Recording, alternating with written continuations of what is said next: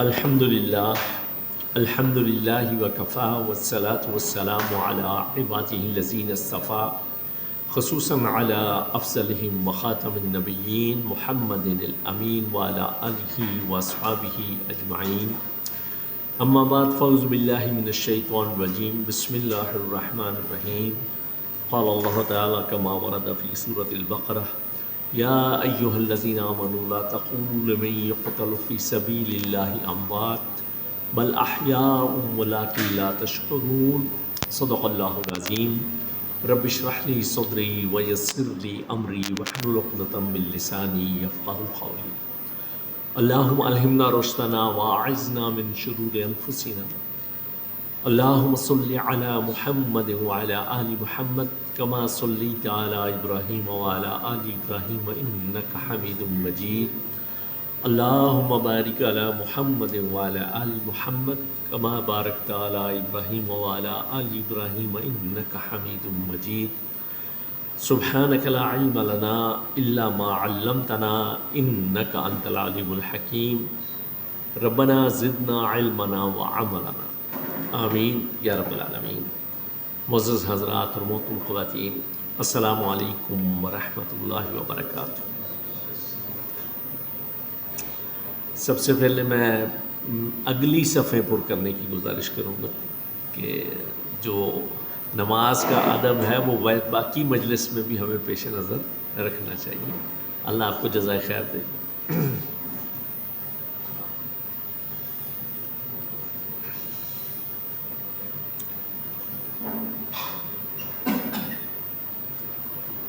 آج جیسا کہ آپ کے علم میں ہے 10 محرم الحرام ہے، تو اس اعتبار سے جن موضوعات پر ہم مختصر گفتگو کریں گے ان میں سے سب سے پہلے تو ہے محرم اور عاشورہ کی حقیقت کیا ہے، پھر شہادت کیا ہے، کیا شہید مردہ ہے، شہادت کا اعزاز کیا ہے، قرآن کا فلسفہ شہادت کیا ہے، اور حضرت حسین رضی اللہ تعالیٰ عنہ کی شہادت سے جو سبق ملتا ہے وہ کیا ہے، اور حضرت حسین رضی اللہ تعالیٰ عنہ کی جو آخری نصیحت تھی اپنے گھر والوں کو وہ بھی ہم اس کو بھی ملاحظہ کریں گے۔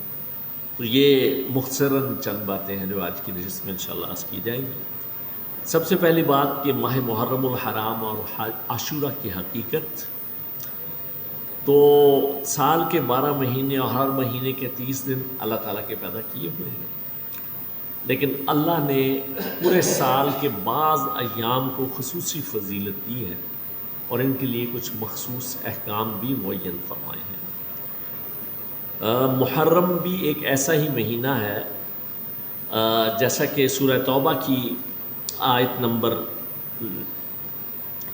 36 میں اس بات کا ذکر ہے کہ اللہ کے نزدیک ان عدۃ الشہور عند اللہ 10 شہرا فی کتاب اللہ کے نزدیک مہینوں کی گنتی اللہ کی کتاب میں 12 مہینے ہیں۔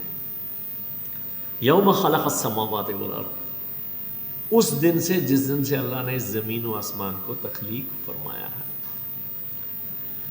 یہاں ویسے اللہ کی کتاب میں جو یہ بات ذکر آئی ہے 12 مہینوں کی، تو آپ کی دلچسپی کے لیے ایک بات اور عرض کروں کہ اللہ سبحانہ تعالیٰ جو بات فرماتے ہیں وہ پھر اپنے کلام میں اس کا اہتمام بھی فرماتے ہیں۔ شہر کہتے ہیں مہینے کو، شہر رمضان الذی انزل فیہ القرآن، رمضان کا مہینہ وہ مہینہ ہے جس میں قرآن نازل کیا۔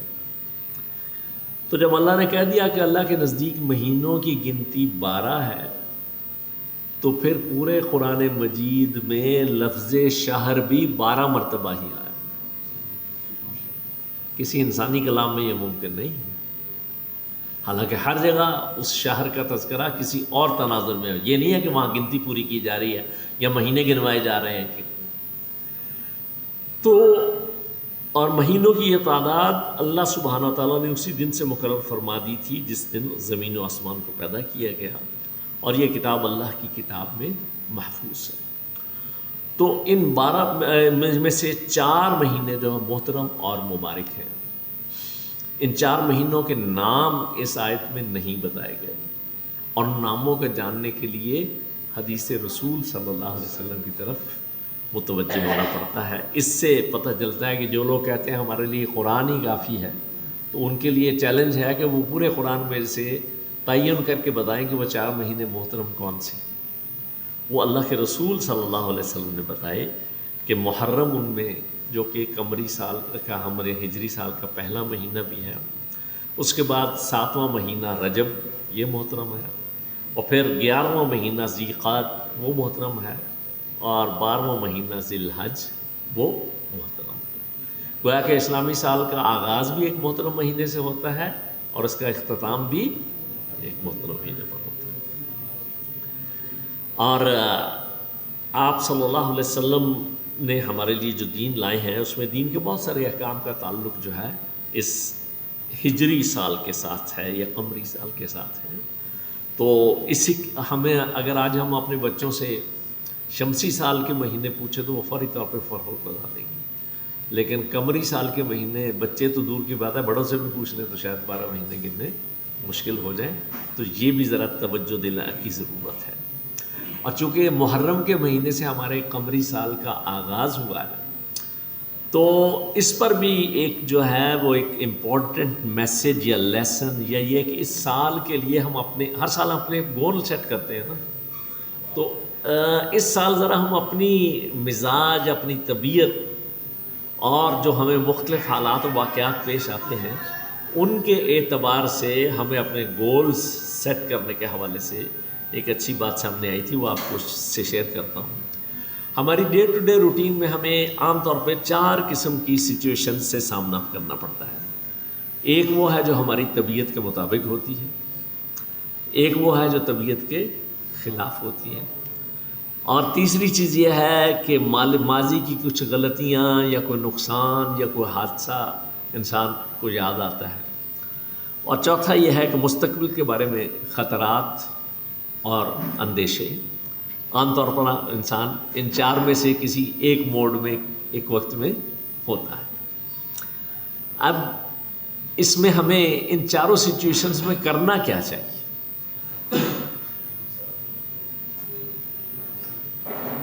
اگر معاملہ طبیعت کے مطابق ہو جائے، یعنی جو ہم چاہتے تھے اللہ نے اپنے کرم سے ویسا ہی کر دیا، تو اس پر ہمیں اللہ تعالیٰ کا شکر گزار ہونا چاہیے، اور زبان پر یہ کلمات آنا چاہیے کہ اللہم لک الحمد و لک الشکر، اے اللہ تیرے لیے ہی ساری تعریف ہے اور تیرے لیے ہی سارا شکر ہے. اس کا فائدہ کیا ہوگا؟ لئن شکرتم لازیدنکم، اگر تم شکر ادا کرو گے اللہ مزید عطا کرے گا. تو وہ نعمت جو موجود ہے، جو اچھی حالت جو ہماری طبیعت کے مطابق ہے، وہ اللہ ہمیں آئندہ بھی ہمیں اس سے نوازتا رہے گا. دوسرا معاملہ یہ ہے کہ طبیعت کے خلاف کچھ ہو گیا، یعنی جو ہم چاہتے تھے اس کے برعکس ہوا. اس لیے کہ ضروری تو نہیں ہر وقت جو ہم چاہیں وہ ہو جائے. اس لیے کہ اللہ کے رسول صلی اللہ علیہ وسلم کے ارشاد گرامی ہے کہ ما شاء اللہ کان، جو اللہ نے چاہا وہ ہوا، ولم یشاء لم یکن، اور جو اس نے نہیں چاہا وہ نہیں ہوا. تو اس پر جو ہے جو کلمات ہمیں عام طور پر ہم تو صرف کسی کے انتقال پر پڑھتے ہیں. کوئی بھی کام ہماری طبیعت ہمارے مزاج کے خلاف ہو جائے، حتیٰ کہ اللہ کے رسول صلی اللہ علیہ وسلم چراغ اگر بجھ جاتا تھا تو کیا کہتے تھے؟ انا للہ و انا الیہ راجعون. تو جب بھی کوئی معاملہ طبیعت کے خلاف ہو، اگر یہ یاد آ جائے جو اللہ کے رسول کا ارشاد ہے، وہ بھی دہرانے سے طبیعت کو بڑا سکون ملتا ہے کہ ما شاء اللہ کان، جو اللہ نے چاہا وہ ہوا، ولم یشاء لم یکن، اور جو اس نے نہیں چاہا وہ نہیں ہوا. اس میں پریشان ہونے کی یا اس میں کڑنے کی یا اس میں ناراض ہونے کی کوئی بات ہے ہی نہیں. اور اس سے زیادہ جو اللہ نے ہمیں کہا کہ جب بھی ان پر کوئی بھی کیفیت گزرتی ہے، یعنی مراد ناگوار کیفیت گزرتی ہے، تو قالوا انا للہ و انا الیہ راجعون. یہ کہتے ہیں کہ بے شک ہم اللہ ہی کے ہیں اور اللہ کی طرف لوٹ کر جانے والے ہیں. تو جب کوئی معاملہ طبیعت کے برعکس ہو تو کیا کہنا ہے؟ انا للہ و انا الیہ راجعون.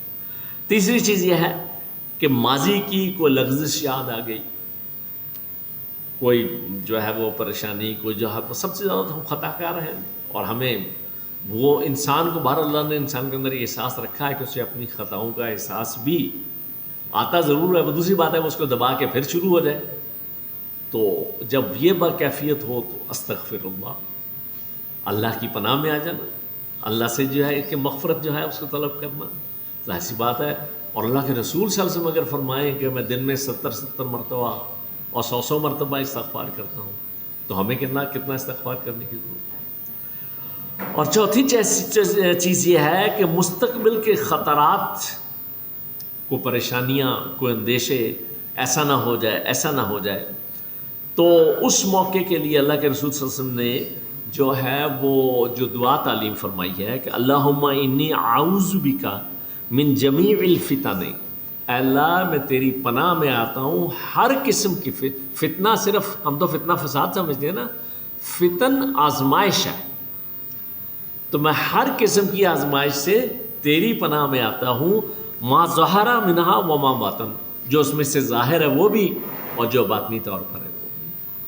تو یہ اگر 4 انسان رویے اختیار کر لے تو شکر سے موجودہ نعمت محفوظ ہو جائے گی، اور نقصان اور طبیعت کے خلاف صبر سے اجر محفوظ ہو گیا، اور اللہ تعالیٰ کی طرف سے جو ہے وہ اللہ کی معیت بھی. اس لیے کہ اللہ نے کہا ہے کہ الذین قالوا انا للہ و انا الیہ راجعون اولئک علیہم صلوات من ربہم ورحمہ، ان کے لیے ان کے رب کی طرف سے عنایتیں بھی ہیں اور رحمت بھی ہے. تو اللہ کی رحمت، اللہ کی وہ سب کچھ حاصل ہو گیا. اور استغفار سے ماضی کی جو کوتاہیاں تھیں وہ صاف ہو گئیں، اور دعا سے مستقبل کی حفاظت. تو یہ چاروں سچویشنز کے لیے میں نے چاہا کہ نئے قمری سال کے آغاز پر جو ہم اپنا یہ نیت اور ارادہ اور یہ 4 کرنے کی باتیں آپ کے سامنے. اس کے علاوہ ایک 5ویں بات اور شیئر کرتا ہوں جو کہ پچھلے دنوں ہی مطالعے میں آئی. ایک نیورولوجسٹ تھے، ان کا جو پڑھا بلکہ سنا ان کی بات، تو اس میں سے کچھ صرف ریلیونٹ چھوٹی سی چیز بتا رہا ہوں، ان کی تو بات لمبی تھی. انہوں نے جو بنیادی چیز بتائی جس کا کم از کم مجھے نہیں پتا تھا پہلے، کہ ہمارے اللہ نے جو یہ دماغ ہے اس کا ایک پچھلا حصہ ہے. یہ پچھلا حصہ جو ہے یہ وہ ہے جو ہمارے اور حیوانات کے درمیان مشترک ہے. تو اس لحاظ سے جو ریئیکشنز، جو جذبات حیوانوں میں آتے ہیں وہ ہمارے اندر بھی اس کی وجہ سے آتے ہیں. اور ایک جو ہمارا اللہ سبحانہ تعالیٰ نے ہمیں جو کہہ لیجئے کہ جو سب سے زیادہ اشرف دماغ دیا ہے وہ ہمارا فرنٹ لوب اس میں. اور ان دونوں کے درمیان جو میسیج کا فیصلہ ہے، سب سے پہلا ریئیکشن یہاں آتا ہے، اور وہ عام طور پہ حیوانی ہوتا ہے. اس کے اور یہاں تک ٹریول کرنے میں کوارٹر آف اے سیکنڈ کا بھی چوتھائی حصہ، اس لیے کہ تو الیکٹرانک سگنل ہے اور وہ بائنری ہوتا ہے، یہ 0 ہے، یہ 1 ہے. تو اب اس سگنل کو آپ نے جو ہے کیسے جو ہے لے کے یہاں پر، اگر تو آپ نے اس کی بنا پر ریئیکٹ کیا تو ریئیکشن عام طور پہ حیوانوں والا ہوگا، جو کہ اکثر و بیشتر نقصان دہ بھی ہوگا. اور اگر یہ توقف جس میں اس نے کہا کہ آدھا سانس، پورا سانس بھی نہیں، آپ آدھا سانس ہی ذرا جو ہے توقف کر لیں، تو یہاں تک پہنچ کر جو ہے وہ انسانی جو رد عمل یہاں سے آتا ہے. اچھا اب اس کی مثال سے سمجھایا انہوں نے کہا آپ نے راستے چلتے ہوئے کسی کو کہا السلام علیکم ورحمۃ اللہ، اس نے آگے سے جواب نہیں دیا. جو ہمارا حیوانی رد عمل ہوگا وہ یہ ہوگا کہ اس نے میرے سلام کا جواب نہ دیا، اب اس کو آئندہ کبھی سلام نہیں کروں عام طور پر. اور یہ تو ہمارے ہاں اکثر و بیشتر ہے. لیکن اگر یہ توقف کر کے اس کو جو انسانی دماغ کا حصہ ہے وہاں تک پہنچنے دیا جائے تو تھوڑا سا ٹھہر جائیں آپ، ایک قدم آپ نے صرف آگے لیا، اپنی رد عمل شو کیا، رک گئے.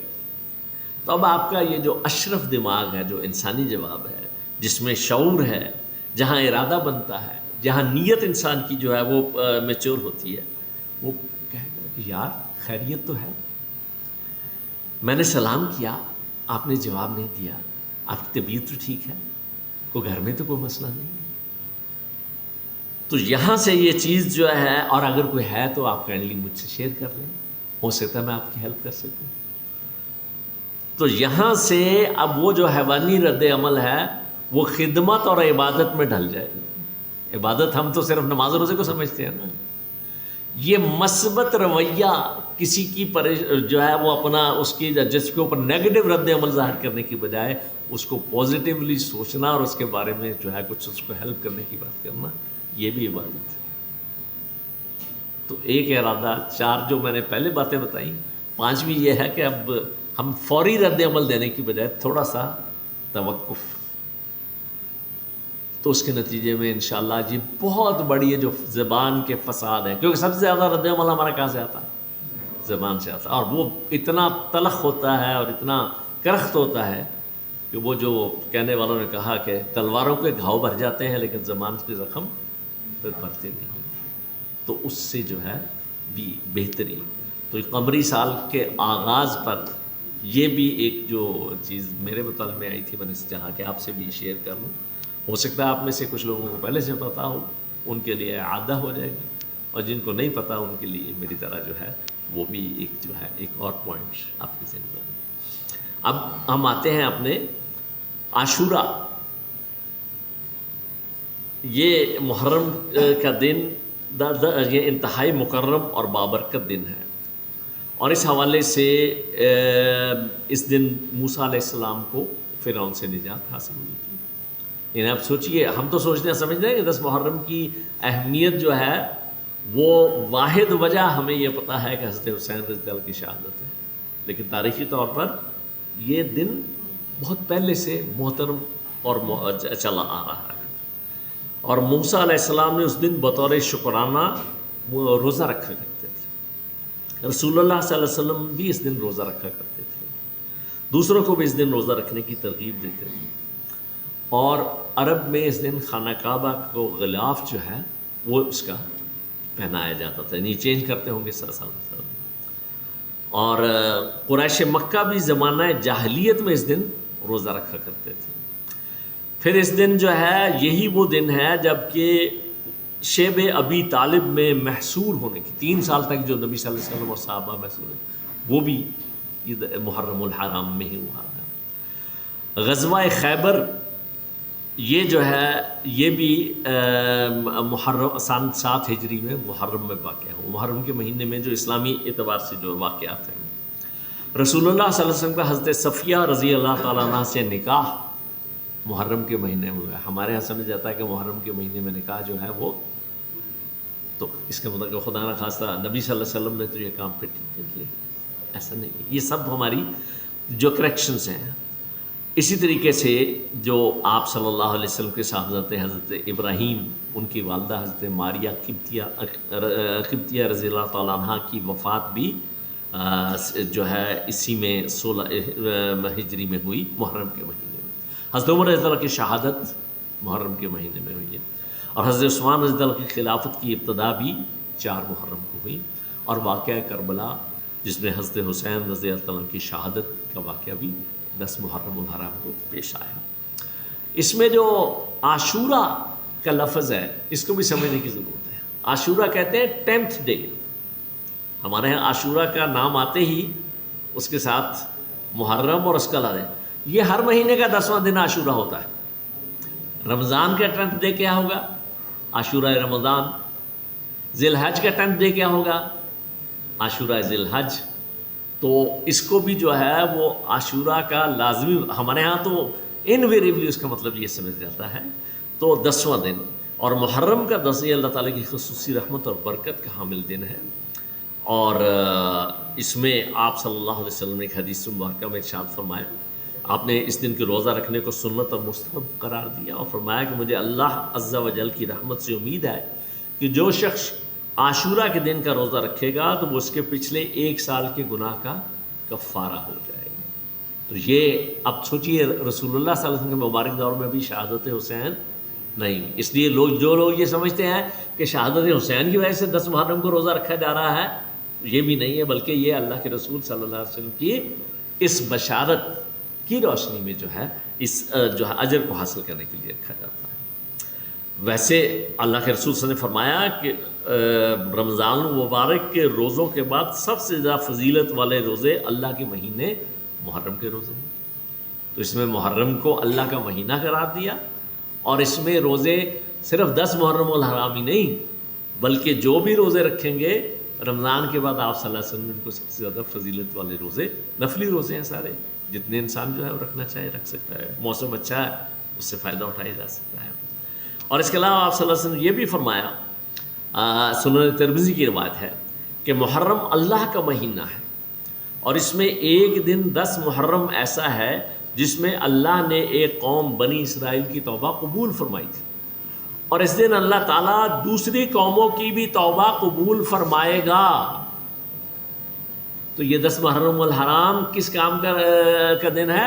اجتماعی توبہ کا دن، اللہ کی بارگاہ میں توبہ استغفار کرنے کا، تاکہ اللہ تعالیٰ جو ہے ہماری توبہ بھی قبول فرمائے، اور اگر قوم اجتماعی طور پر توبہ کرے تو پوری قوم کے لیے جو ہے وہ نجات کا ذریعہ یہ بننے والا ہے۔ البتہ جو لوگ یہ سمجھتے ہیں کہ عاشورہ کے دن کی فضیلت کی وجہ یہ ہے کہ اس میں نبی صلی اللہ علیہ وسلم کے پیارے نواسے حضرت حسین کی شہادت کا واقعہ پیش آیا، اور اس شہادت کی وجہ سے عاشورہ کا دن مقدس اور حرمت والا بن گیا، تو میں نے ابھی جو آپ کو شواہد پیش کی ہیں وہ تو اس سے پہلے تھا، یہ بات درست نہیں۔ خود نبی صلی اللہ علیہ وسلم کے عہد مبارک میں عاشورہ کا دن مقدس سمجھا جاتا تھا، آپ نے اس بارے میں احکام بیان فرمائے، قرآن نے اس کی حرمت کا اعلان جو میں نے شروع میں بتایا کہ 4 مہینے حرمت ہے۔ حضرت حسین رضی کی شہادت کا واقعہ تو حضور اقدس صلی اللہ علیہ وسلم کی وفات کے تقریباً 60 سال بعد پیش آیا، تو یہ بلکہ یہ تو حضرت حسین رضی کی مزید فضیلت کی دلیل ہے کہ اللہ سبحانہ تعالیٰ نے آپ رضی اللہ تعالیٰ عنہ کو شہادت کا مرتبہ اس دن عطا فرمایا جو پہلے سے مقدس اور محترم چلا آ رہا تھا، جس دن موسیٰ علیہ السلام بھی روزہ رکھتے تھے، جس دن محمد الرسول اللہ صلی اللہ علیہ وسلم بھی روزہ رکھتے تھے، اور جس کی انہوں نے یہ فضیلت بتائی کہ اس ایک دن کے روزے کے نتیجے میں گزشتہ 1 سال کے گناہوں کی معافی کی نوید سنائی ہے۔ تو بہرحال عاشورہ کا دن مقدس دن ہے، لیکن اس کی اصل وجہ وہ سمجھ لینی چاہیے تاریخی طور پر اس اعتبار سے۔ اچھا، اس میں جو کام کرنے کے ہیں ان میں روزے کی فضیلت تو آپ کے سامنے آ چکی، جن کو موقع ملا ہے الحمدللہ، نہیں بھی ملا تو کچھ نہیں کیا، میں نے ابھی آپ کو فضیلت سنائی، پورے مہینے کے میں جب بھی جو ہے موقع مل جائے روزہ رکھیے، اس کی فضیلت جو ہے وہ آپ کے سامنے آ جائے گی۔ اور روزے کی بدولت گزشتہ سال کی صغیرہ گناہوں کی معافی کا یقین رکھنا، اور کبیرہ گناہوں پہ اللہ سے توبہ اور استغفار کرنا، کیونکہ یہ دن دونوں طرح سے روزہ بھی رکھنا ہے اور استغفار کی بھی کثرت اللہ تعالیٰ کی بارگاہ میں۔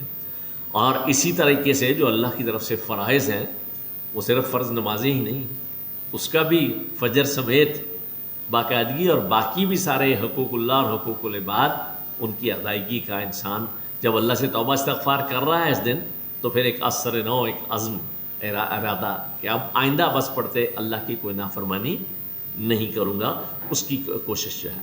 اور اسی طریقے سے اس دن کے خلاف شرع اور گناہوں سے اجتناب کیا جائے، اس دن کی عظمت کو دل میں رکھتے ہوئے اذکار مسنونہ اور دعاؤں میں مشغول رہنا، اور آپ صلی اللہ علیہ وسلم اور آپ صلی اللہ علیہ وسلم کے سارے گھرانے والے جن میں حضرات حسنین بھی، ان سب کے جو ہے محبت میں درود ابراہیمی بھی کثرت سے پڑھنا، اور اسوہ حسینی پر چلنے کا عزم کرنا، بالخصوص قرآن و سنت کے نظام کو نافذ کرنے کا عزم، جس کے لیے حضرت حسین رضی اللہ عنہ نے اپنی جان جو ہے وہ اور اپنا پورا خاندان قربان کیا، حق پر ڈٹ جانے کا عزم، اور اللہ کے لیے اپنا جان اور مال اور اولاد سب کچھ قربان کر دینے کا جذبہ، خوف اور مصیبت میں گھبرانا نہیں بلکہ اللہ پر ہی کامل توکل، اور ہر حال میں اللہ کا شکر ادا کرنا، جس کی ابتدا میں بھی ترغیب آپ کے سامنے آ چکی ہے۔ تو یہ کچھ باتیں سب سے پہلے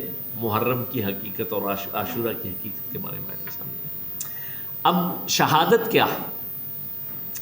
لفظ شہادت کے لفظ معنی ہوتے ہیں گواہی، اور یہ ہمارے ہاں بھی اس طرح سے کہ جناب خاص طور پہ وہ عدالت میں جی شہادتیں ہو گئیں، مراد کیا ہے کہ گواہیاں پیش ہو گئی. اور اللہ کے رسول صلی اللہ علیہ وسلم نے تو اور قرآن میں تو یہ لفظ جو ہے اس میں گواہی کسی کے حق میں ہوتی ہے اور کسی کے خلاف ہوتی ہے. تو جیسے صحیح مسلم کی روایت ہے کہ آپ صلی اللہ علیہ وسلم نے فرمایا القرآن حجت لک او علیک، یہ قرآن یا تو تمہارے حق میں دلیل بنے گا یا تمہارے خلاف بنے گا. تو اسی طریقے سے جو اللہ سبحانہ تعالیٰ نے اہل ایمان کو حکم دیا سورہ نساء میں آیت نمبر 135، یا ایھا الذین آمنوا، اے وہ لوگ جو ایمان لائے ہو، کونوا قوامین، ہو جاؤ قائم کرنے والے، بالقسط، انصاف کے ساتھ، انصاف کو کریں، شہداء للہ، گواہی دینے والے اللہ کے حق میں. جو عدل کو قائم کرنے والا ہے وہ کس کے حق میں گواہی دے رہا ہے؟ اللہ کے حق میں گواہی دے رہا ہے. وَلَوْ عَلَىٰ أَنفُسِكُمْ، اگرچہ یہ گواہی خود تمہارے اپنے نفسوں کے خلاف کیوں نہ جاتی ہے.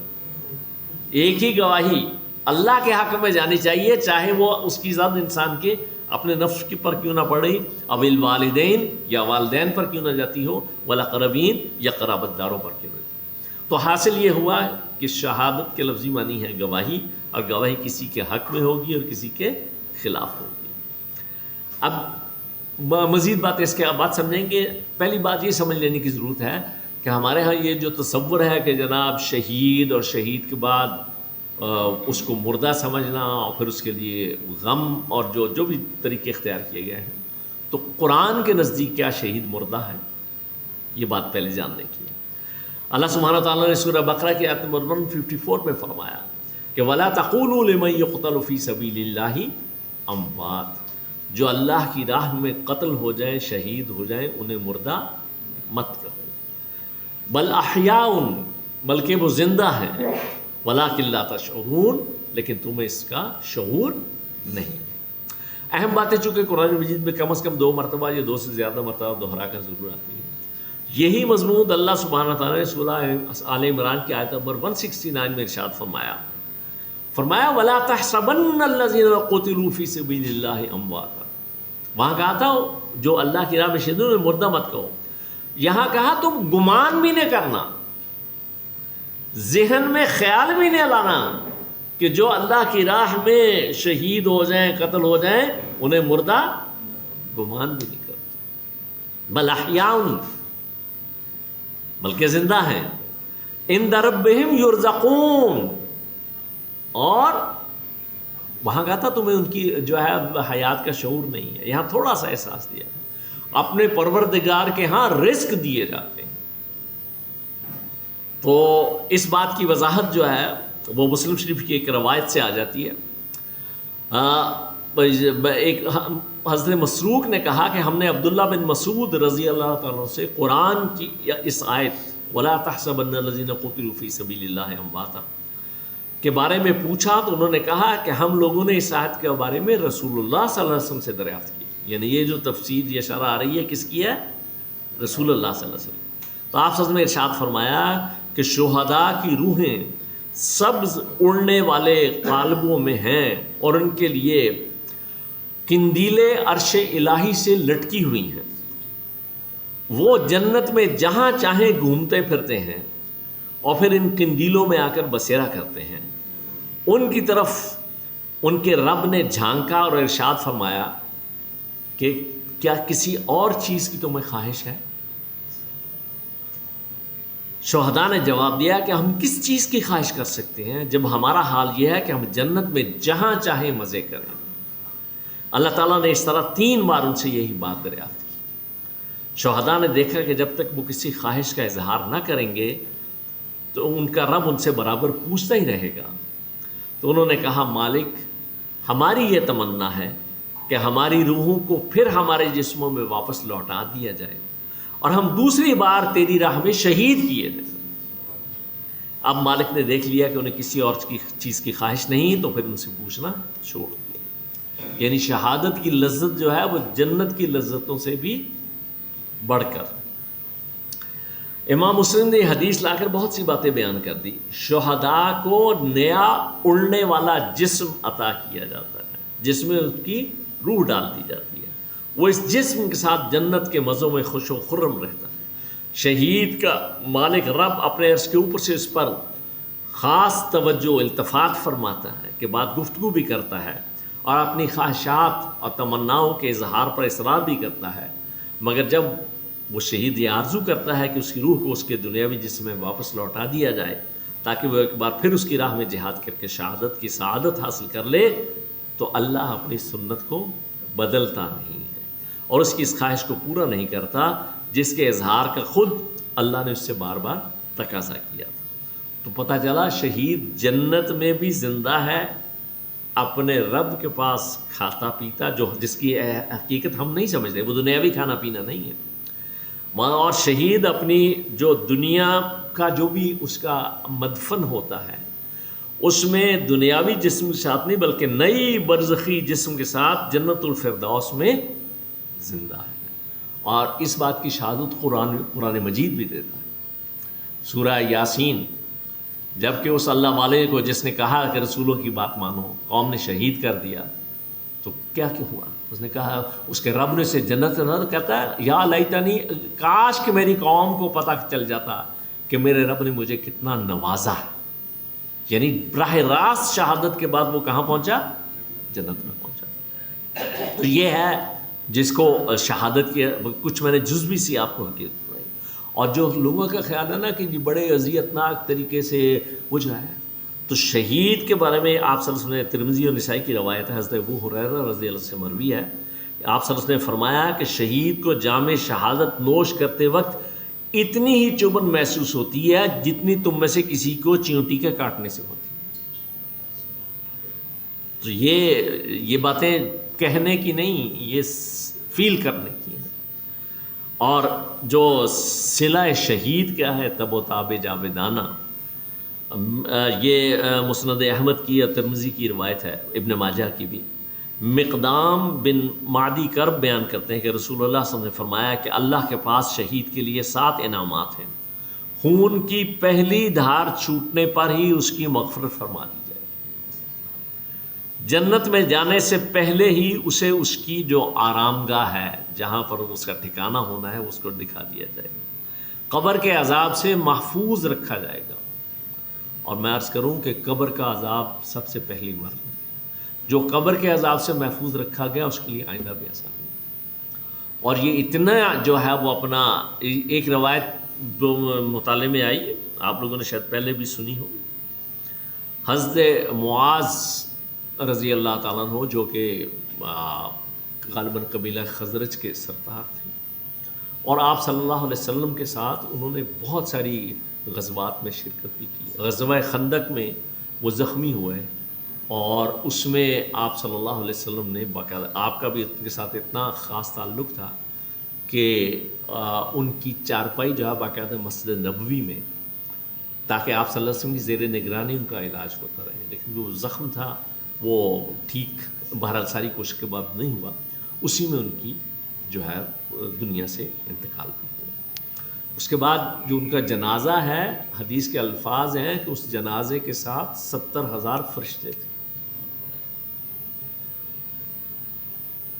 لیکن جب ان کو قبر میں اتارا گیا تو اس کے بعد آپ صلی اللہ علیہ وسلم بہت دیر تک ان کے لیے دعا کرتے ہیں۔ تو صحابہ نے جب یہ غیر معمولی عمل دیکھا تو پوچھا کہ اللہ کے رسول صلی اللہ علیہ وسلم، آپ نے یہاں یہ ان یوزلی زیادہ وقت دعاؤں کے لیے، تو فرمایا کہ انہیں ان کی قبر دبا رہی تھی اور میں اللہ سے دعا کر رہا تھا کہ اللہ تعالیٰ ان کے لیے ایسا نہیں۔ آپ اندازہ کریں ان کا مرتبہ، لیکن قبر اب وہ کیا معاملات ہوں گے اللہ بہتر جانتا ہے، لیکن مجھے اور آپ کو کتنا ڈرنے کی اور کتنا جو ہے، اور خاص طور سے پھر اس میں کہا گیا ہے کہ یہ زبان کا جو غیر محتاط استعمال ہے یہ انسان کے لیے بہت ساری پریشانیوں کا باعث بنتا ہے، جن میں سے ایک یہ بھی۔ اسی کے لیے میں نے شروع میں بھی آپ کو وہ جو کوارٹر آف اے سیکنڈ کا توقف جو ہے کسی بھی چیز پر رد عمل، اس کا ایک تعلق اس سے بھی ہے۔ لیکن شہید کے لیے اللہ کے رسول نے فرمایا کہ اس کو جو ہے وہ قبر کے عذاب سے بھی جو محفوظ رکھتے ہیں، انتہائی گھبراہٹ کے وقت جو روز محشر کو پیش آئے گی وہ امن میں رہے گا، اور اس کے سر پر وقار، عزت و تکریم کا تاج رکھا جائے گا، جس کا ایک یاقوت بھی دنیا و ما فیہا سے بہتر ہو، اور 72 کشادہ چشم حوریں اس کی زوجیت میں دی جائیں گی، اور اپنے 70 رشتہ داروں کے بارے میں اس کی شفاعت قبول کی جائے گی۔ یہ 7 اعزاز ہیں جو اللہ تعالیٰ جو اللہ کے راستے میں جان قربان کرتا ہے اسے جو اللہ سے نوازتا ہے۔ تو یہ اتنا بڑا مرتبہ ہے کہ اس کے لیے دعا، شہادت کی دعا، اللہ کے رسول صلی اللہ علیہ وسلم جو ہے وہ نے ارشاد فرمایا کہ جو شخص اللہ تعالیٰ سے اپنے شہید ہونے کی سچے دل سے دعا کرے تو اللہ تعالیٰ اس کو شہداء کے مرتبے تک پہنچا دیتے ہیں، خواہ وہ شخص اپنے بستر پر مرا، جیسے حضرت خالد ابن ولید رضی اللہ تعالیٰ عنہ۔ لیکن کیا خیال ہے، اللہ انہیں مرتبہ شہادت سے انہوں نے اس کے لیے صرف دعا ہی نہیں کی، پریکٹیکلی ان کے جسم کا کوئی حصہ زخموں سے محفوظ نہیں تھا۔ اس کا مطلب ہے کہ انہوں نے دعا اور دوا یہ دونوں چیزیں ہیں۔ اور اسی طرح سے حضرت انس رضی اللہ عنہ فرماتے ہیں کہ نبی صلی اللہ علیہ وسلم نے فرمایا کہ جو شخص سچے دل سے شہادت کا طلبگار ہوگا اس کو شہادت دے دی جاتی ہے، خواہ بظاہر اس کو نہ ملی ہو، یعنی وہ اپنے بستر پر ہی کیوں نہ فوت ہوا ہو۔ تو اس کے لیے اللہ سے سچے دل سے دعا بھی کرے اور ایسے کام بھی کرے کہ اس مرتبے تک پہنچنے کی اس کو موقع توفیق مل سکے۔ اس کے برعکس آپ صلی اللہ علیہ وسلم نے یہ بھی فرمایا، مسلم شریف کی روایت ہے کہ من مات ولم یغز، جس کی موت آئی اس حالت میں کہ نہ تو اس نے کبھی اللہ کے راستے میں کسی غزوے میں جہاد میں حصہ لیا، ولم یحدث به نفسہ، اور نہ ہی اس نے اس کے دل میں اس کی آرزو پیدا ہوئی، دل میں کوئی تمنا بھی نہیں تھی، تو مات علی شعبۃ من نفاق، اس کی موت تو ایک طرح کے نفاق کے، یعنی ایک جو ہے وہ اپنا ایک طرح کے نفاق پر واقع ہوئی۔ یعنی ضرور جو ہے انسان کو شہادت کی دعا بھی اور شہادت کے لیے کوشش بھی اپنی جو ہے ایسے راستے میں جد و جہد میں اپنے آپ کو سلیں۔ جو اقبال نے کہا کہ نکل کر خانقاہوں سے ادا کر رسم شبیری، کہ فقر خانقاہی ہے فقط ان دو دل کی۔ اگلی بات کہ قرآن مجید کا فلسفہ شہادت، تو شہادت علی الناس، لوگوں کے خلاف جو ہے وہ گواہی دینا قول و عمل کے ذریعے سے دینی تعلیمات کی گواہی کا حق ادا کر کے نوع انسانی پر اتمام حجت جو ہے وہ کرنا ہے، تاکہ روز قیامت اللہ کے سامنے اپنی بے عملی کا کوئی جواز پیش نہ کر سکے، سب کے سامنے اللہ کے دین کی گواہی اتمام حجت کرنا۔ اور اس اتمام حجت کے لیے ضروری ہے کہ دین کو قائم اور نافذ کیا جائے، تاکہ نوع انسانی پر اس کا قابل عمل ہونا ثابت ہو اور باطل نظام کا جبر کسی کے اسلام قبول کرنے میں رکاوٹ نہ بن سکے۔ اور اسی نظام عدل کے قیام کی جدوجہد کے اللہ نے سارے رسولوں کو بھیجا، جیسا کہ سورہ حدید کے آیت نمبر 25 میں آیا، لقد ارسلنا رسلنا بالبینات، ہم نے بھیجا اپنے رسولوں کو بینات، واضح نشانیاں دے کر، وانزلنا معہم الکتاب والمیزان، اور ہم نے نازل فرمائی ان کے ساتھ کتاب بھی اور میزان، یعنی میزان شریعت بھی، لیقوم الناس بالقسط، تاکہ لوگ عدل و قسط پر قائم ہوں۔ تو یہ مقصد تھا، اور اس حوالے سے اللہ کے رسول صلی اللہ علیہ وسلم نے یہ جو ذمہ داری ہے یہ کیسے ادا کی؟ آپ صلی اللہ علیہ وسلم نے سب سے پہلے خود اللہ کی بندگی پر عمل کر کے دکھایا۔ وَأُمِرْتُ أَنَا أَوَّلُ الْمُسْلِمِينَ، مجھے حکم ہوا کہ سب سے پہلے میں خود جو ہے فرمانبردار ہوں۔ اور پھر صرف اپنی ذاتی زندگی میں عبادت اور صرف ریاضت اس تک نہیں، بلکہ دعوت کے ذریعے سے ظہور نبوت سے لے کر آخری سانس تک بار بار مختلف پیرائے اسلوب میں وضاحت کی، اعتراضات کے جواب دیے اور بات کو پہنچانے کا حق ادا کر دیا۔ اور اس کے ساتھ ساتھ آپ صلی اللہ علیہ وسلم کی، جیسے میں نے عرض کیا کہ وہ اس کے پیچھے آپ سب سے بڑی قوت آپ کا اپنا عمل تھا، اور پھر اجتماعی جد و جہد کے ذریعے سے صحابہ کرام کی ایک عظیم جماعت تیار فرمائی، جن نے مکی دور میں بھی سارے زبانی ایذا، جسمانی تشدد، شیب بنی ہاشم جس کی محصوری کا آغاز ہی محرم میں ہوا، وہ ابھی ہم نے سمجھا ہے، 3 سال وہاں پر گزارے، طائف کے سفر میں جو کچھ گزری ہے وہ بھی آپ کے سامنے ہے، اور مکہ معظمہ میں جب آپ کے قتل کا فیصلہ ہوا اس کے بعد جو ہے مدنی دور ہجرت کی طرف جو ہے رخ دیا، لیکن مدینہ طیبہ میں بھی آ کے کہیں ٹھنڈی چھاؤں میں قیام نہیں کیا ہے، بلکہ یہود، قریش، مشرکین عرب اور منافقین ان سب سے بیک وقت پنجہ آزمائی، اسی میں بدر، احد، احزاب اور کئی اس سے پہلے کے غزوات بھی ہیں اور کئی بعد کے بھی، اور آخر کار جو ہے فتح مکہ۔ اور جن حضرات نے اس مشن میں کے دوران جان دے دی وہ شہید ہیں، یہی وہ لوگ ہیں جنہوں نے شہادت علی الناس کا حق ادا کیا۔ اب اس میں سوال یہ پیدا، اور اس کے بعد آخری حج کے موقع پر آپ صلی اللہ علیہ وسلم نے یہ ذمہ داری امت کے سپرد کی، اور پہلے سوال کیا الا هل بلغت، کیا میں نے تم تک پہنچا دیا؟ تو سب صحابہ نے جو ہے بیک آواز جواب دیا نشہد انک قد بلغت، ہم سب گواہی دیتے ہیں کہ آپ نے نہ صرف پہنچا دیا وَأَدَّيْتَ، بلکہ آپ نے جو ہے وہ اس کو امانت کو ادا کر دیا، وَنَصَحْتَ، اور خیر خواہی کا اور نصیحت کا حق ادا کر دیا۔ تو اس پر آپ سب نے فرمایا تھا فَلْيُبَلِّغِ الشَّاهِدُ الْغَائِبَ، اب پہنچائیں وہ جو موجود ہیں ان تک جو موجود نہیں۔ اور اس طریقے سے شہادت علی الناس کی ذمہ داری جو ہے آپ صلی اللہ علیہ وسلم نے بھی امت پر ڈالی، اور خود قرآن نے سورہ بقرہ آیت نمبر 143 میں یہ ارشاد فرمایا وَكَذَلِكَ جَعَلْنَاكُمْ أُمَّةً وَسَطًا، اسی طریقے سے ہم نے تمہیں ایک بہترین امت بنایا ہے، درمیانی امت بنایا ہے، اور وسط کہتے ہیں لنک کو، کڑی۔ تمہیں اب یعنی پوری انسانیت، میں بتاتا ہوں کہ کڑیاں کون کون سی ہیں، جن کی آخری کڑی اب یہ امت ہے۔ کیوں بنایا ہے امت وسط؟ لِتَكُونُوا شُهَدَاءَ عَلَى النَّاسِ، تاکہ تم ہو جاؤ پوری انسانیت پر گواہ، وَيَكُونَ الرَّسُولُ عَلَيْكُمْ شَهِيدًا، اور رسول صلی اللہ علیہ وسلم ہو تم پر گواہ۔ تو یہ جو اللہ سے، جو اللہ کا پیغام سب سے پہلے رسول ملک فرشتہ حضرت جبرائیل حاصل کرتے ہیں، پہنچاتے ہیں رسول بشر محمد الرسول اللہ صلی اللہ علیہ وسلم، یہ اگلی کڑی، اور آپ صلی اللہ علیہ وسلم سے یہ پہنچا امت مسلمہ تک۔ تو امت مسلمہ اس طرح سے، اب امت مسلمہ کی ذمہ داری ہے ایسے پوری انسانیت تک پہنچانا۔ تو ہمیں اللہ نے اس لیے امت وسط اور اس گولڈن چین آف وحی میں اللہ نے ہمیں ایک لنک بنایا ہے، ایک کڑی بنایا ہے کہ ہم نے وہ جو کام، جیسے آپ صلی اللہ علیہ وسلم نے وہ کام کیا، ہماری بھی یہ ذمہ داری ہے اس کو ادا کرنا۔ شہادت علی الناس، یہ وہاں سورہ بقرہ کے آیت نمبر 143۔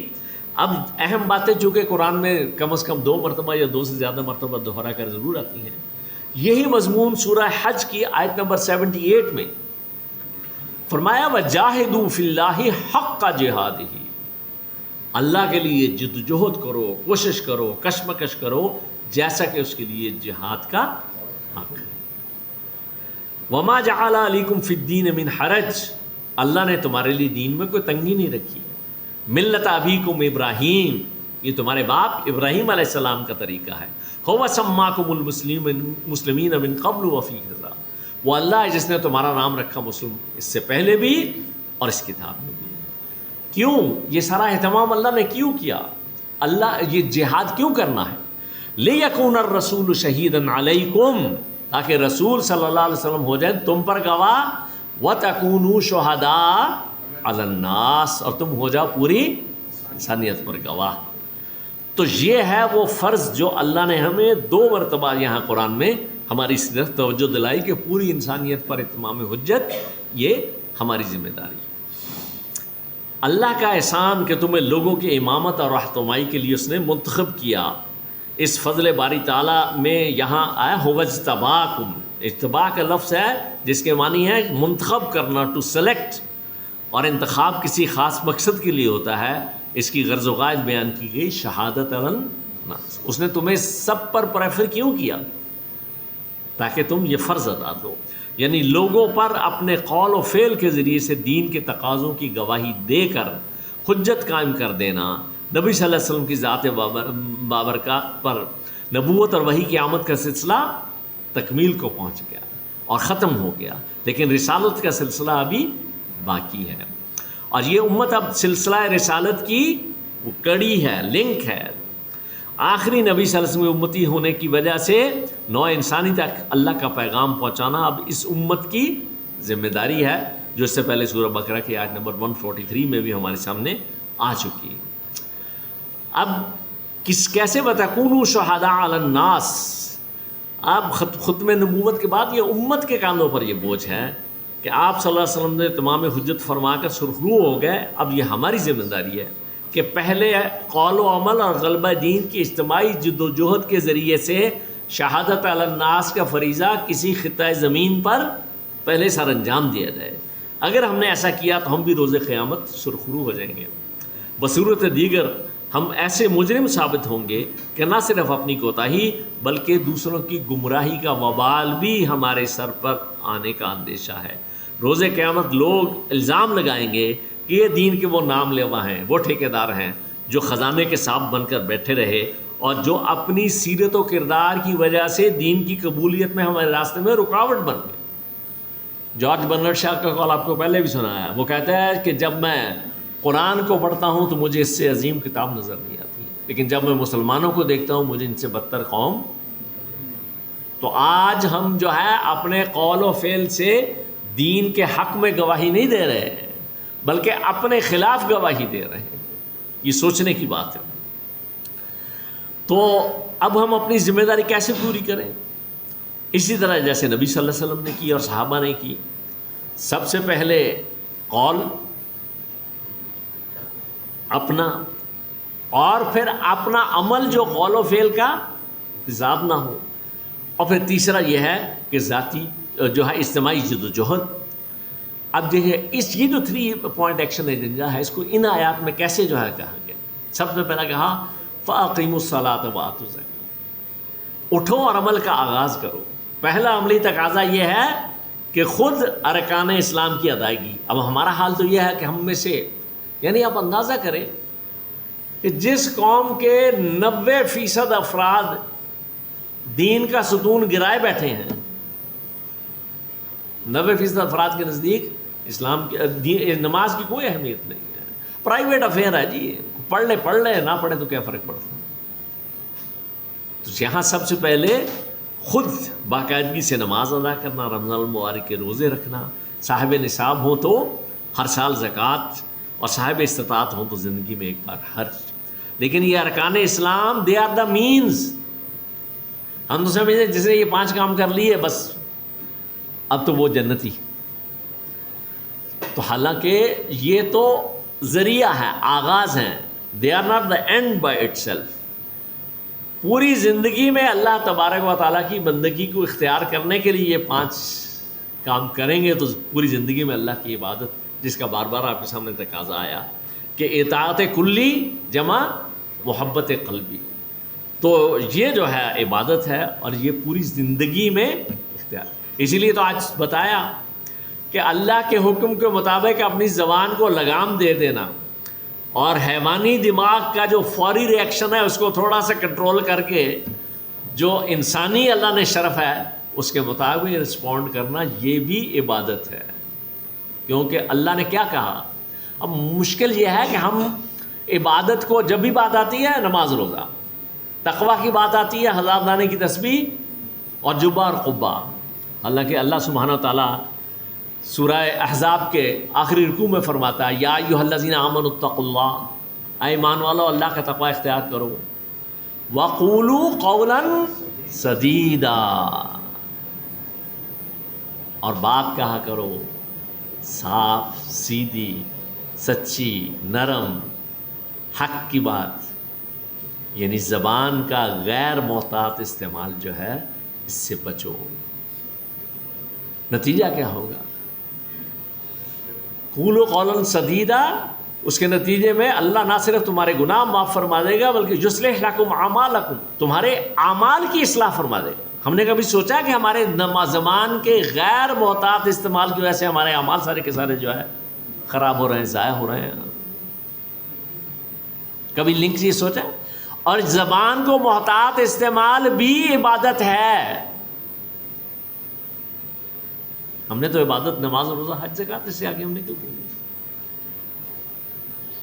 یصلح لکم اعمالکم ویغفر لکم ذنوبکم، اسی کے نتیجے میں اللہ تمہارے گناہ بھی معاف فرما دے گا۔ ومن یطع اللہ ورسولہ، اور جس نے اطاعت اختیار کی اللہ کی اور اس کے رسول صلی اللہ علیہ وسلم کی، یہاں حکم کیا آ رہا؟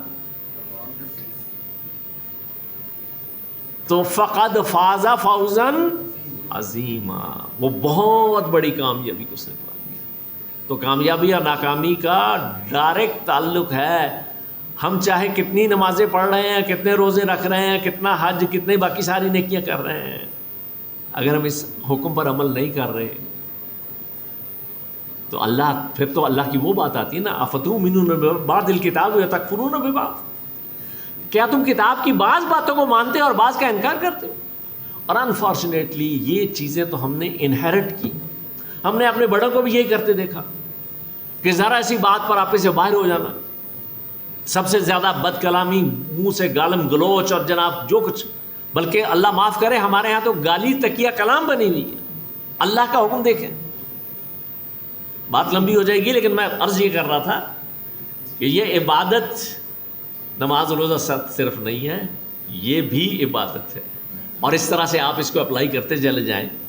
یہ تو صرف ایک نرم کلامی، ایک مریض کی عیادت اگر آپ صبح کے وقت کرتے ہیں 70,000 فرشتے آپ کے لیے دعائیں کرتے ہیں۔ کتنے مریضوں کے بارے میں ہم نے کبھی جی کو پریشانی اس کو پتہ کیا؟ تو عبادت تو حقوق اللہ اور حقوق العباد، ان سب کو بجا لانا شوق اور محبت کے ساتھ، یہ عبادت ہے، اور یہ ہماری پوری زندگی میں پہلے ہم خود کریں گے تو تبھی ہم دوسروں کو اس کی عبادت سے، اور پھر دوسروں کو اللہ کی مکمل بندگی کی دعوت دینا، یہ اگلا مرحلہ ہے جو سورہ حامی میں سجدہ میں بھی آیا، آیت نمبر 33، وَمَنْ أَحْسَنُ قَوْلًا مِّمَّنْ دَعَا إِلَى اللَّهِ، اس سے اچھی، اس سے خوبصورت، اس سے احسن بات کس کی ہو سکتی ہے جس نے اللہ کی طرف دعوت دی، وَعَمِلَ صَالِحًا، خود اچھا عمل کیا۔ اور عمل صالح میں یہ سارا کچھ جو میں نے پہلے جتنا ذکر کیا ہے سب عمل صالح ہے، اس لیے کہ اللہ نے کہا کہ اگر تم زبان کا محتاط استعمال کرو گے تو یصلح لکم اعمالکم، اللہ تمہارے اعمال کی، تو جو اعمال اللہ جس کو قبول کرے وہ عمل صالح ہے نا، جو ہم اپنی دانش میں پتہ نہیں ہم نے کتنی دیگیں پکا کے بانٹ دی اور کتنے جو ہے وہ اور جو ہے وہ چادریں چڑھا دی اور سب کچھ کر لیا، اگر اللہ قبول نہ کرے تو ٹھیک ہے۔ وقال اننی من المسلمین، اس نے کہا کہ میں کون ہوں؟ میں بھی ایک اللہ کا عاجز فرما، میں اپنے آپ کو بہت نیک پاک اور بڑا سمجھ کر جو ہے تمہیں دعوت نہیں دے رہا، بلکہ میں بھی اللہ کا عاجز فرما بردار بندہ ہوں۔ تو یہ گویا کہ جو بات آ رہی تھی، اپنا قول، اپنا عمل، اور پھر اس کے بعد دوسروں کو اسی کی دعوت، یہ سوچتے چلے جائیں، بات کوئی نئی نہیں میں کر رہا، سورۃ العصر جہاں سے بات شروع کی تھی یہ وہی بات کر رہا ہوں، والعصر ان الانسان لفی خسر الا الذین آمنوا وعملوا الصالحات وتواصوا بالحق۔ اللہ سبحانہ تعالیٰ کے قربان جائیں، ایک پھول کا مضمون ہو تو 100 رنگ سے بنو، ایک ہی بات کتنے مختلف انداز میں اللہ نے ہمیں سمجھائی۔ یہاں فریضہ شہادت علی الناس بتایا جا رہا لیکن باتیں وہی ہیں سر۔ تو جناب یہ دوسروں کو اللہ کی مکمل بندگی کی دعوت، اور آپ کو علم میں ہے کہ اس دعوت کے لیے ذریعہ کس چیز کو بنا ہے؟ قرآن مجید کو، اور یہ دعوت جو ہے چیریٹی بگنز ایٹ ہوم، گھر سے شروع ہوتی ہے، اور اس کا اصل ہدف کیا ہے؟ اللہ کے دین کو قائم کرنا۔ اسی لیے پھر اگلی بات ایک اجتماعی جد و جہد، ایک اجتماعیت جس میں اللہ کے دین کو غالب کرنے کی کوشش، کسی اجتماعیت کا حصہ بن کر، یہ دعوت کا عمل بھی صحیح معنوں میں تبھی انسان سر انجام دے پاتا ہے، اور اگلی بات جو ہے دین کو غالب کرنے کی کوشش، یہ بھی اجتماعیت۔ اس لیے کہ امر بالمعروف اور نہی عن المنکر کا لازمی تقاضا یہی ہے۔ اتمام حجت کسی جگہ پر دین کو قائم کر کے دکھانے کے بغیر ہو نہیں سکتی ہے، اور ثابت کیا جانا چاہیے کہ اسلام واقعی قابل عمل ہے، اس کا عملی نمونہ پیش کرنا ہوگا۔ تو دین کے تقاضوں کی یہ دین کے تقاضے اگر میں سمپل الفاظ میں گنوں، سب سے پہلے خود اللہ کا بندہ بننا ہے، دوسروں کو اللہ کی بندگی کی دعوت دینی ہے، اور اللہ کی بندگی والا نظام قائم کرنے کے لیے ایک کلیکٹیو ایفرٹ، اجتماعی جدوجہد کرنی ہے۔ یہ اگر سمجھ میں آ گئے ہیں تو ان کی ادائیگی کے لیے آپ کیا کرو، وَاعْتَصِمُوا بِاللَّهِ، اللہ سے چمٹ جاؤ۔ یہ وہی آیت 78 ہے سورہ حج کی جو سنا رہا ہوں۔ اللہ سے چمٹنے سے کیا مراد ہے؟ اللہ کی رسی سے چمٹنا، جیسا کہ سورہ آل عمران آیت نمبر 103 میں فرمایا کہ وَاعْتَصِمُوا بِحَبْلِ اللَّهِ جَمِيعًا وَلَا تَفَرَّقُوا، مل جل کر اللہ کی رسی کو مضبوطی سے تھامو اور کسی تفرقے کا شکار نہ ہو۔ اور اس کی وضاحت فرما دی اللہ کے رسول صلی اللہ علیہ وسلم نے جامع ترمذی کی روایت کہ یہ قرآن هو حبل اللہ المتین، یہی اللہ کی مضبوط رسی ہے، وَهُوَ الذِّكْرُ الْحَكِيمُ، یہی حکمت سے لبریز ذکر ہے، وَهُوَ الصِّرَاطُ الْمُسْتَقِيمُ، اور یہی ہر نماز میں اللہ سے کیا مانگتے ہیں؟ محمد الرسول اللہ صلی اللہ علیہ وسلم بتا رہے ہیں کہ صراط مستقیم کیا ہے۔ گویا وہ جو جاہدوا فی اللہ حق جہادہ، جہاد فی سبیل اللہ اور شہادت علی الناس کے فرائض کی ادائیگی کے لیے مرکز و محور کیا چیز ہے؟ قرآن مجید، واعتصموا باللہ۔ تو اس کے بعد جو ہے پھر تسلی ہے، هو مولاکم، اب حوصلہ افزائی کا انداز ہے۔ دین کے تقاضوں کی ادائیگی بلا شبہ ایک مشکل کام ہے، لیکن اس راہ میں اہل ایمان کے لیے پشت پناہ کون ہے؟ اللہ سبحانہ تعالیٰ۔ فنعم المولا ونعم النصیر، وہ کیا ہی اچھا مولا ہے اور کیا ہی اچھا مددگار ہے۔ جسے اللہ کی مدد میسر آ جائے تو سب سے بڑا سہارا مل گیا۔ اٹھبان کمر کیا ڈرتا ہے، پھر دیکھ خدا کیا کرتا ہے۔ اور سورہ آل عمران میں آیت 160 میں فرمایا اِن يَنْصُرْكُمُ اللَّهُ فَلَا غَالِبَ لَكُمْ، اگر اللہ تمہاری مدد کرے، اللہ تمہارا حامی اور مددگار ہو، تم پر کوئی غالب نہیں آ سکتا۔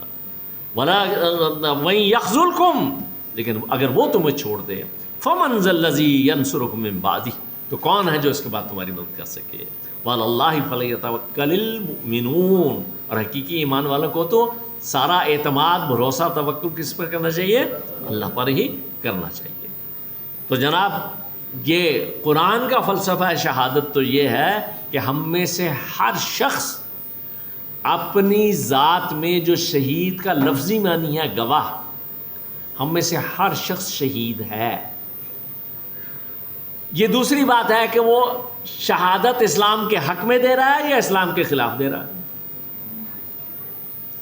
ہمارا جو عمل اللہ اور رسول صلی اللہ علیہ وسلم کے حکم کے مطابق ہے وہ گواہی کس کے حق میں ہے؟ اسلام کے حق میں ہے۔ اور جہاں ہم نے اللہ رسول کے احکام کی خلاف ورزی کی وہ گواہی اسلام کے خلاف ہو رہی ہے۔ اور ہمیں تو پوری انسانیت کے لیے گواہ بننا ہے، ہم نے تو پوری انسانیت پر اتمام حجت کرنا ہے۔ یہ ہے جو قرآن کا فلسفہ شہادت ہے۔ اب اس کا لنک حضرت حسین رضی اللہ کی شہادت کے ساتھ، وہ ان کا اپنا ایک خطاب کوفہ جاتے ہوئے راستے میں بیضہ کے مقام پر حضرت حسین رضی اللہ عنہ نے جو خطبہ دیا، یہ وہ اسے جو ہے وہ اپنا مولانا یوسف اصلاحی رحمۃ اللہ علیہ نے کوٹ کیا ہے اپنی کتاب شعور حیات میں وہاں سے جو سنا رہا ہوں آپ کو۔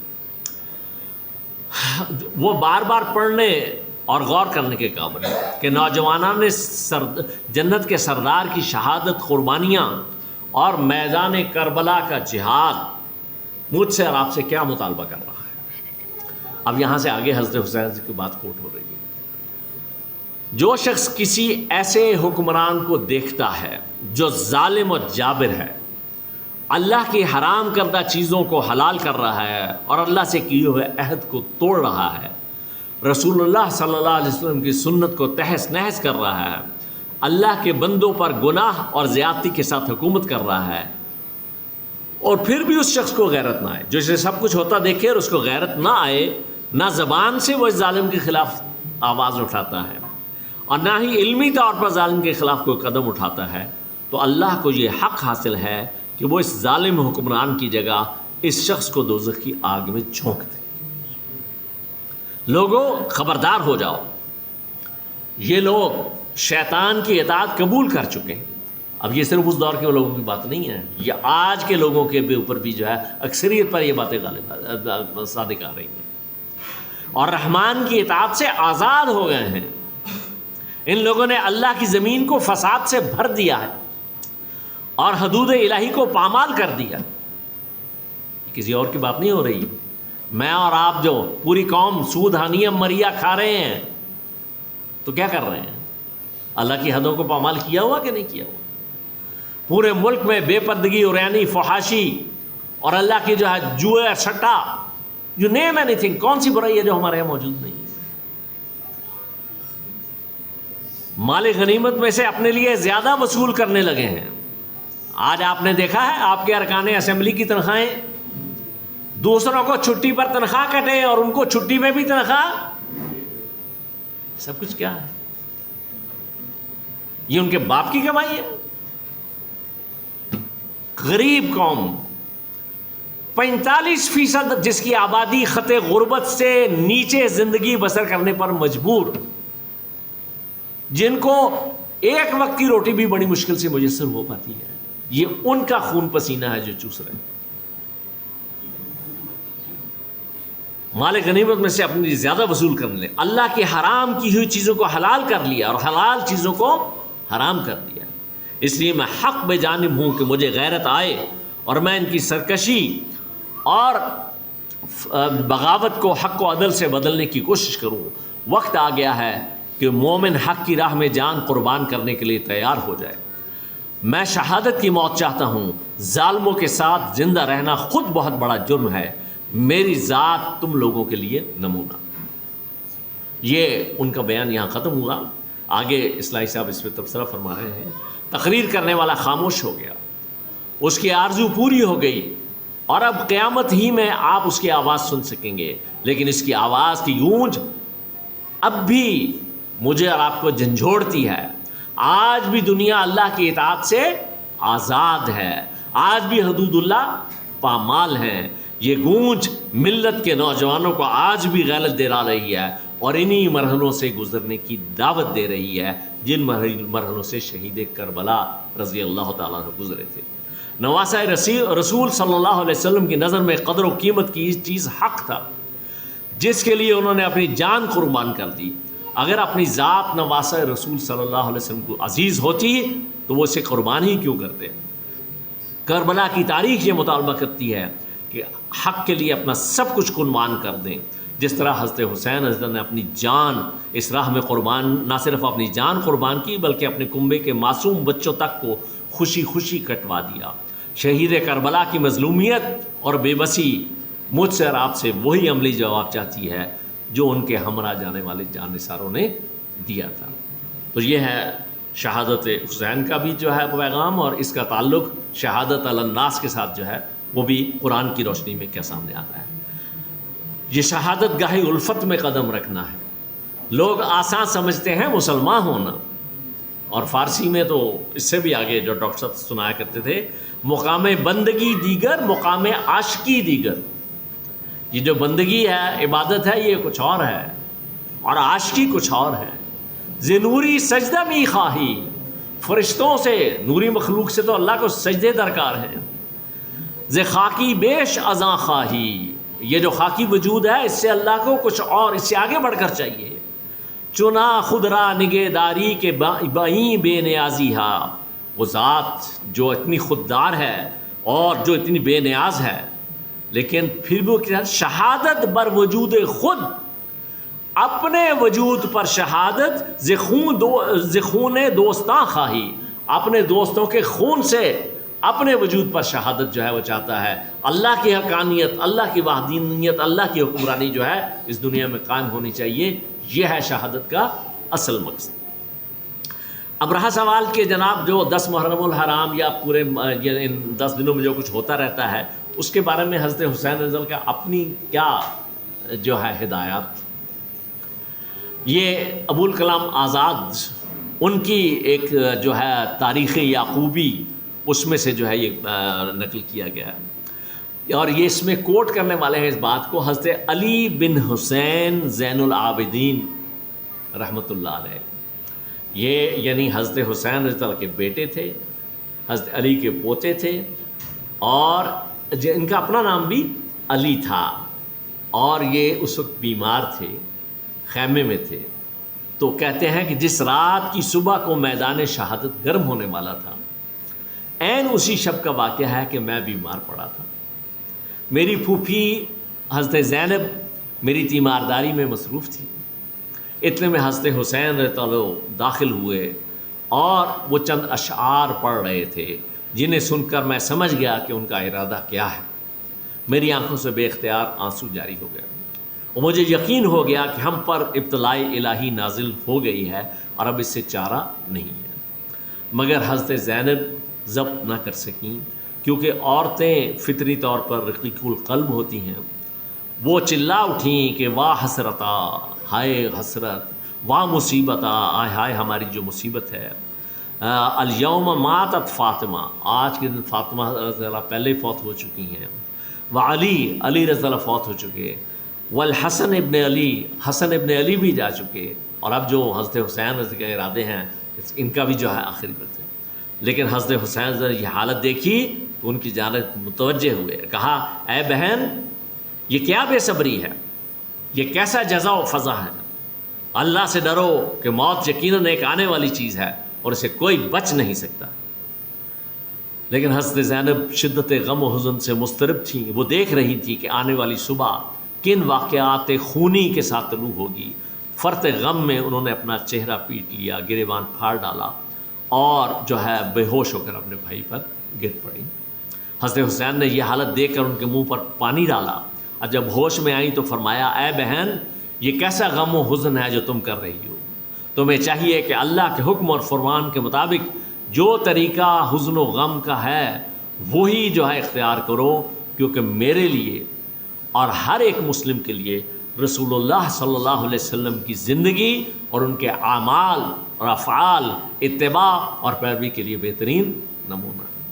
یہاں آپ ایک لحظے کے لیے سوچئے، محمد الرسول اللہ صلی اللہ علیہ وسلم کے سامنے کتنے جو ہے حضرت خدیجہ رضی اللہ تعالیٰ عنہا، جو ان کو کتنی طویل ان کی رفاقت، ان کا انتقال ہوا، آپ صلی اللہ علیہ وسلم نے جو مروجہ طریقے ہیں غم اور حزن کے ان میں سے کو اختیار کیا، اور حضرت حمزہ رضی اللہ تعالیٰ عنہ اور 70 جلیل القدر صحابہ احد میں شہید ہوئے، کیا آپ صلی اللہ علیہ وسلم نے، اور ہر سال جو ہے وہ غزوہ احد تو ہو گیا سن 2 ہجری میں، اس کے بعد آپ صلی اللہ علیہ وسلم 9 سال زندہ رہے، 8 سال زندہ، تو کیا کبھی آپ صلی اللہ علیہ وسلم ہر سال ایسے کام؟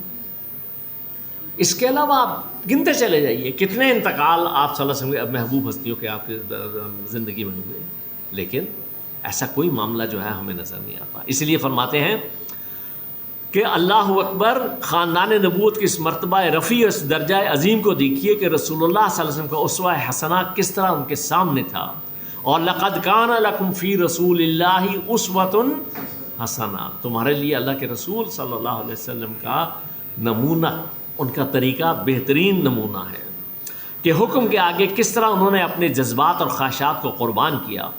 ایسے سخت اور زہرہ گداز موقع پر بھی ان کو اپنی بہن کا جزا اور فضا کرنا پسند گوارا نہ تھا، اور بجائے عام الفاظ صبر و تشفی کے فرمایا تو یہ فرمایا فَإِنَّ لِي، بے شک میرے لیے، وَلِكُلِّ مُسْلِمٍ، اور ہر مسلمان کے لیے، اسوۃ فی رسول اللہ، اللہ کے رسول صلی اللہ علیہ وسلم کا نمونہ ہے۔ پھر آج کتنے مدعیان محبت اہل بیت کرام ہیں جو اس اسوہ حسنہ کی اتباع میں اپنے اعمال کا ثبوت پیش کر سکیں۔ تو یہ بھی بات جو ہے، یعنی انہوں نے اس موقع پر ساری چیزوں سے اپنی بہن کو روکا۔